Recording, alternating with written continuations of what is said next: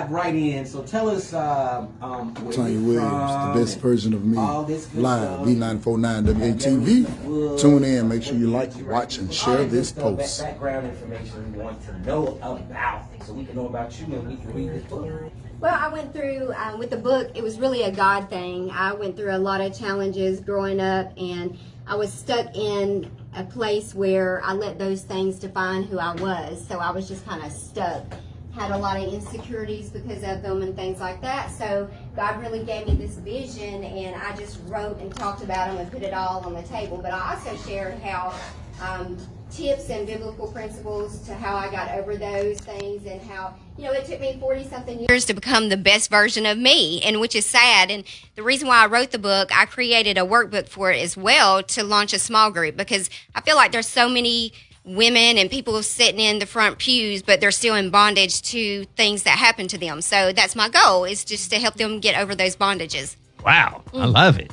And you just said 40 years. I wouldn't think you was 40 years old. Thank you. I'm just saying, but it's all good. Yeah. All right, we're talking to Tanya Williams. The book is called The Best Version of Me. So you had to go through some things. Yeah. To put some things to pen and paper, right? So how is that when you're going through things? How do you pick or say, I'm going to pick this part of me and put it out there so everybody else can pick or look at it or dissect it?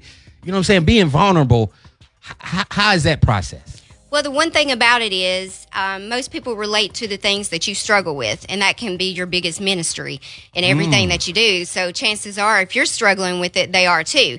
So it was really just a thing that, okay, here's like 7 to 8 things that I really had challenges with and struggled with. So these are the things that I'm going to share. Okay. So far, have you got any pushback? Have you got any testimonies? Anybody came to you and just said, girl, Tanya, this book has really helped me, has really inspired me. Like, if it wasn't for you, I don't know where I would be right now. Yeah, I've got a lot of great feedback from it. I've even had people to come to me who's had me as interviews and say, I had a problem with, interracial marriages. And every time I read your book, God would not let me sleep at night. She said, because I had that issue. And she said, I couldn't put the book down. And she said, I went several weeks without sleeping. And she said, because I just don't like that. She said, but just reading your book, you go through the same challenges that I do. And it opened me up to accept it more. And she realized that was an issue that she needed to, work through as well. But she was like, the book really helped me. Okay. Good morning to you. How you Good doing? morning. I'm What's good. happening? How you What's doing? happening? All right. So when you first decided to write this book, from start to finish, how long did it take you to write it? Because sometimes I done heard people say it took them 10 years because they were struggling to get the information out, or they were so skeptical about the information they put out. So how long did it take you? Honestly, it took about 3 months. 3 months? Okay. Right. And that was just like a month of it was, I couldn't think of what I needed to write, but I had to be patient, and I just prayed. And honestly, it was a God thing, because he gave me everything to write, because I was like, I've never written a book. I don't know what to write. But it was just like when he flowed, I would write. Hey, you sound like the woman that read the Gideon version. You read out the Gideon version, Ms. Williams. That's what it is. I'm just being real. That's really what it is. Well, I can't take the credit for it. It was really a God thing. Okay, well, that's what's up. Now, in your book, you said the lady is dealing with same things that you're dealing with, interracial marriage. Do you touch on that in your book? Yeah, I touch a little on that. We talk about molestation. We talk about rape. We talk about, living in fear and too late to start. As women, we think it's too late for us to start. Right. Once our children get older and things like that. We talk about ministry manipulation, because that's real. So we talk about all those things. Not seeing yourself as God sees you. I saw a movie yesterday. It was on one of those. I think it was Amazon. And it was basically the old school Christmas. She was a young lady that was married, and she felt that her life, she had 2 kids. Kids didn't respect her. Her husband was, anywho, she went back and did it all over again, so to speak. That was her wish. So she'd go back to teenage years and make different decisions, and she made different decisions, of course, different outcomes. But the basis of the movie was, it's never too late for you to try something different or do something different. Right. Regardless if you're in your relationship, you're married, you got kids, you still can go back to school, but you got to do that for yourself. You know what I'm saying? You got to get out of your own way. Right. So is that what this best version of me is I'm getting out of my own way so I can do the best thing for me. Yes, and a lot of people think that they have to have it all together in order to do what they need to do. Right. Or It's gotta be whatever. the perfect time. Right, and that's not the case. It's just like, be obedient to what God's given you. We all have, different goals. We may have different talents and, different things like that, but just use what's in your hand. And, sometimes we watch other people and we want to mimic what they're doing, and God only anoints our authentic self. So, for me, that was the key thing for me. I was always trying to, do like somebody else or follow in their footsteps. But when I really embraced that this is how God made me, being blunt, saying what I want to say, how I want to say it, I was really free to be me. And there's nothing more freeing than to lay it all out there for the world to read, because there's nothing anybody can throw at my face to make me feel ashamed or anything like that.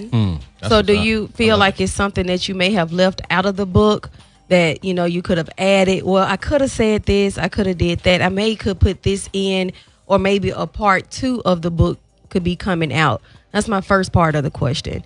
And then my second part of the question is, the interracial marriage. I mean, you're married to Santa Claus. They need to, they really need to know that in real life, that I know that is a pill to swallow, having to deal with someone that's in the limelight, so popular, so many people, know him. Like, speak on, both of those situations, if you don't mind. Well, I don't really feel that I left anything out of this book. There was a part 2, which is the workbook. So I created the book, and as I did the book, God was really speaking to me about this is going to be a whole thing. So I did procrastinate about a year, but I ended up and launched the workbook to go with the book, and we're starting the small group in January. Afterwards, we're going to have a conference for it. So it's going to be like a deliverance ministry, to where, you bring these things to the conference and we're going to break free of all of them. And then we're going to teach you how to stay free. As far as the interracial, there will be a book coming out on that. We are going to have the real Team Williams in black and white. So if I can get him to sit down long enough to put it on pen and paper, we're going to talk about a lot of things that we've experienced. And, this book that I have is kind of like, I'm a life coach, so we give you tips on how to get through things. And that's kind of what we do on our show. So the book will be kind of tailored around that, but we're just going to be real and help people. So I know it's just not our relationship.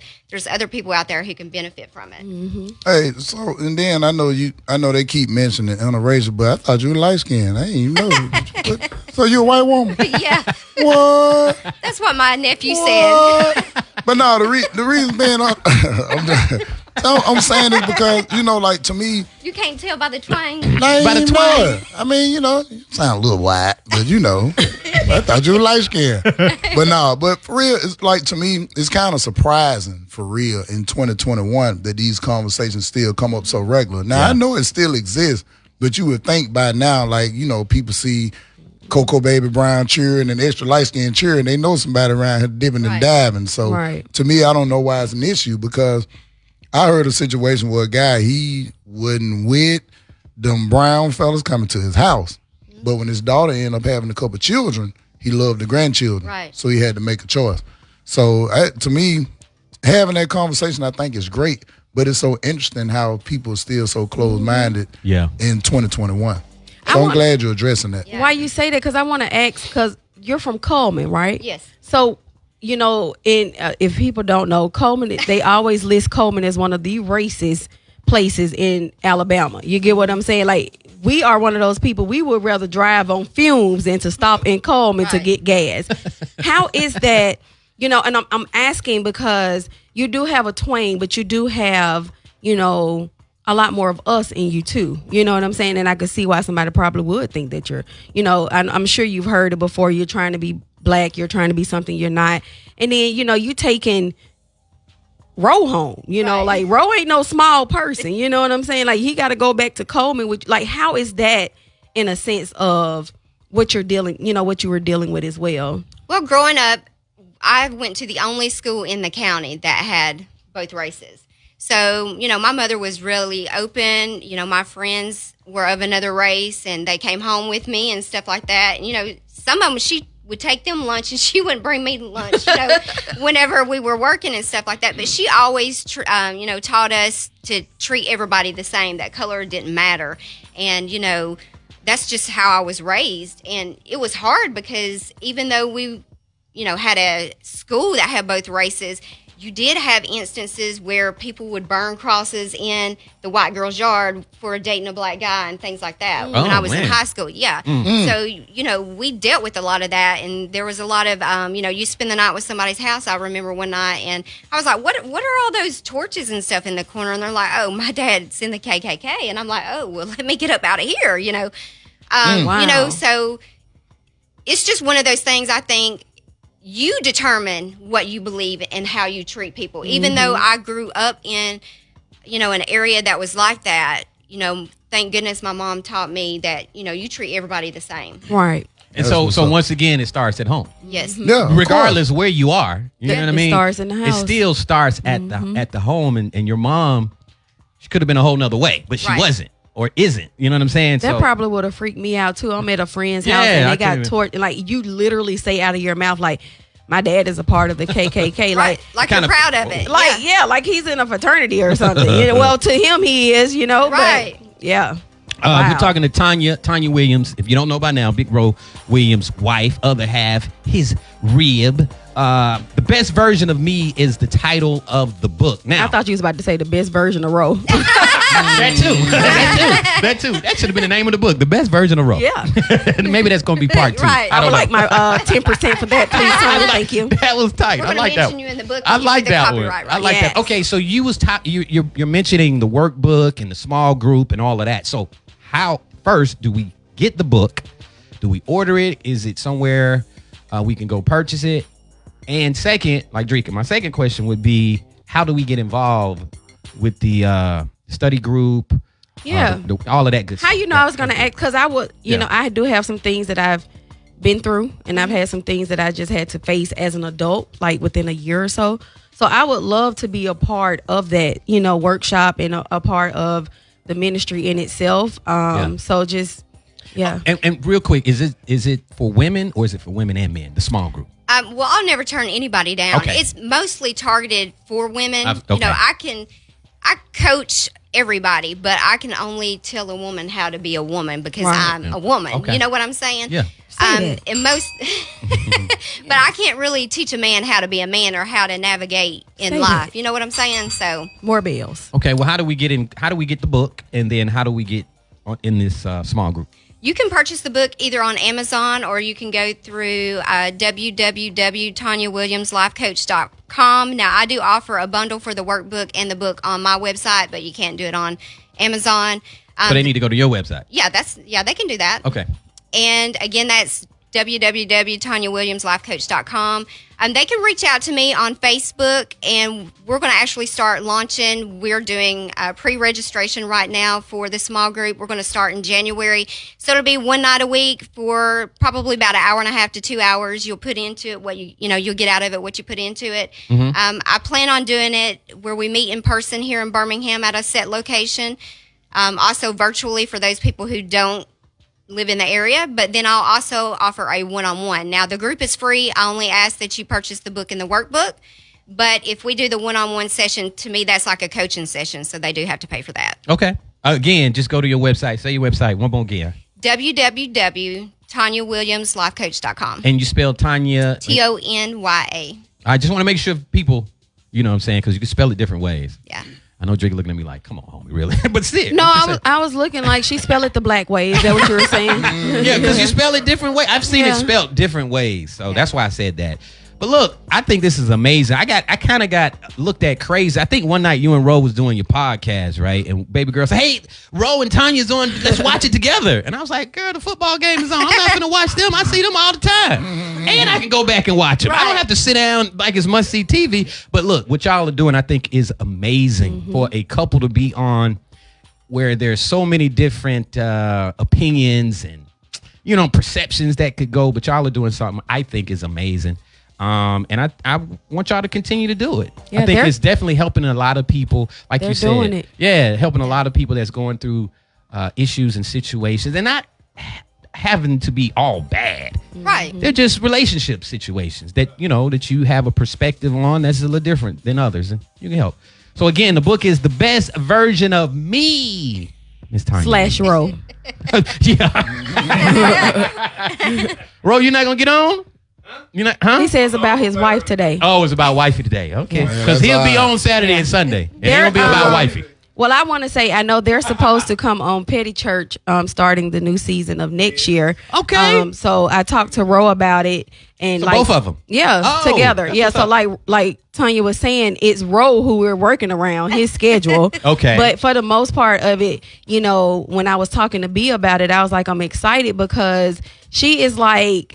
She sits there and Ro is like this firecracker and she's sitting there like she's the lighter. Like, okay, I'm going to give you just a little bit and then boom, But she's a joy. And when you get to know her and just listen to her, she, once she's comfortable with you, because she does sit back and observe you very well. We'll do that. Yeah, she really does. But once she's opened up to you, you'll be amazed of what comes out of her. You know what I'm saying? So don't count people out so fast before you actually get to know who they are. And she serves as, I don't know if it's official, but at least in my mind. Mrs. Claus? No, that Oh. too, but manager and bouncer for Ro.